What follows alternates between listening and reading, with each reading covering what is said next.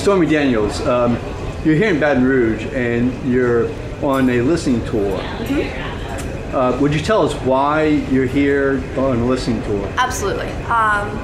The Draft Stormy movement was created without my knowledge, of course, as I've said many times. And at first I tried to ignore it. I thought, you know, there's no way anything's going to come of this. I don't need to waste my time. It's interesting, but the last thing I want to do is for people to think that it was some sort of publicity stunt or I was trying to make a mockery out of the government, because I feel very strongly that that's a very bad thing to do. And then the support was so overwhelming and the encouragement to run, and I thought, well, I don't really know how the general public feels about this. All I'm reading is people who have access to political sites and people who are very web savvy. So I thought, well, the best way to make a decision whether or not I do even want to pursue running was to go around and listen to what the common people or the regular folk of Louisiana had to say, what their concerns were, what their issues were, not only so that I can decide if I want to run, but what issues are important that I need to take a stance on. And I think that when you are a senator, you have to be the voice of the people. So that's going to play as two things for me.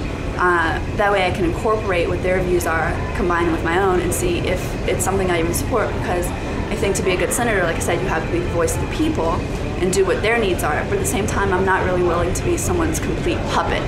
So if the general consensus goes against everything I believe in, then I'm going to choose not to run, because I don't want to be a hypocrite.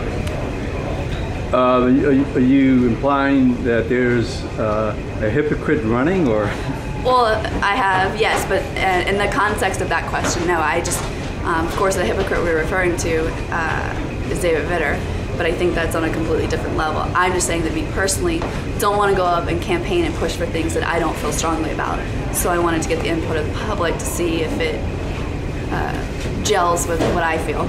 A last question is, what is your major issue? I mean, the thing that really gets underneath your skin. Obviously taxes, the economy,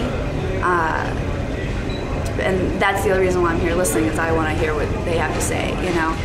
But I think that the two big things are the economy and taxes, and those two things go hand in hand. I think people are in a lot of trouble. I think we have a lot of people in politics who are too removed from what the average resident needs and says, and if I need to be the voice of those people, then I'm prepared to do so. Thank you.